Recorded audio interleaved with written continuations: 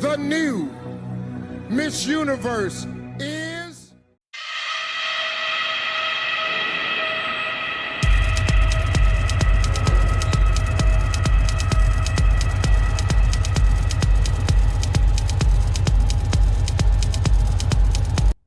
In some countries, sport is like the national pastime.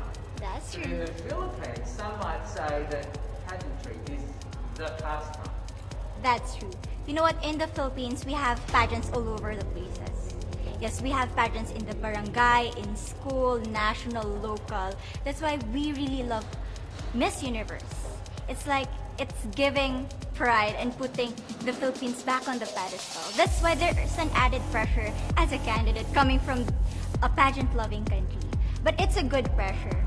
I always look up to our former Miss Universe Philippines. They really did well in the competition.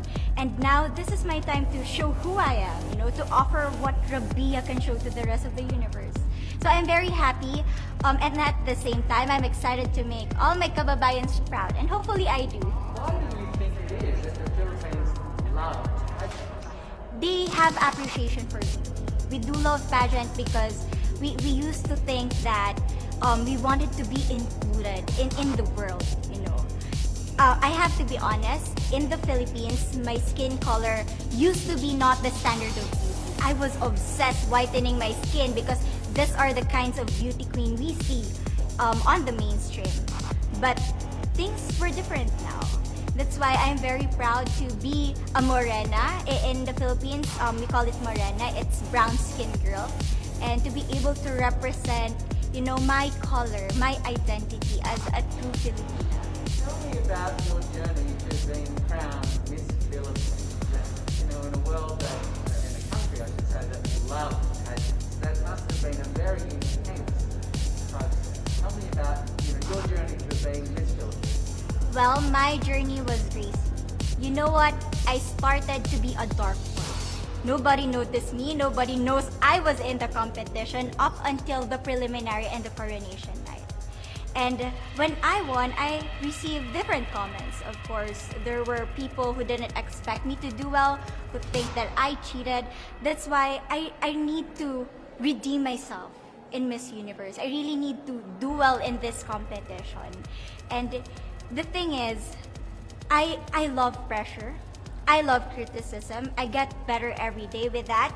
You tell me I cannot do that, I turn to you and I'm gonna say that no, I can do it for myself. Good for you. So how does it feel then to be on the global stage? How do you feel to be here in this moment, right now? It's crazy, but I'm overwhelmed with the support, not just from the Filipino community, but also from Thailand, Latin countries who do appreciate me as a candidate, as a person. It motivates me that I am beautiful, I can offer so much in this world, and when somebody believes in you, it gives you that extra energy to really do well and perform well.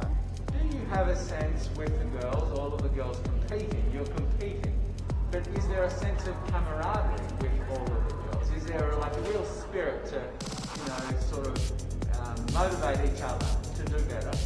You know what? I have a different idea about Miss Universe. I thought it's gonna be very competitive, in a healthy way, well, of course. But now I can see every girl helping each other. From fixing those hairs, from trying to zip up those outfits. It speaks of the closeness and the kind of camaraderie that we want to have.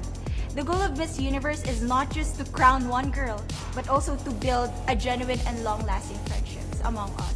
Would you say within the Miss Universe world, the contestants, is there a sisterhood? Are you sisters? There is sisterhood. I can say I was able to talk to different representatives from different backgrounds, different cultures. And despite our differences, there's so much to be highlighted in what binds us together. And that is because we want to empower women. We want to have our advocacies. We want to speak for the things that we love. And that's a celebration of women and the beauty that we have. So coming out of this week, obviously you would love to be crowned Miss Universe. Of course. And that would be wonderful, of course, for any of you. But what else will you take out of this week? What do you think you will feel at the end of this week, regardless of the result? How will you be a different person? It's the growth and the development that I was able to have during preparing for this training. I will be honest, there was a moment that I lost my identity because I was put under pressure. I was in that position in which I feel like I'm not good enough. I'm not a good representative of my country, but I was able to bounce back stronger. And if I was able to do that for Miss Universe, I will be able to do that in life. That is my greatest takeaway from Miss Universe.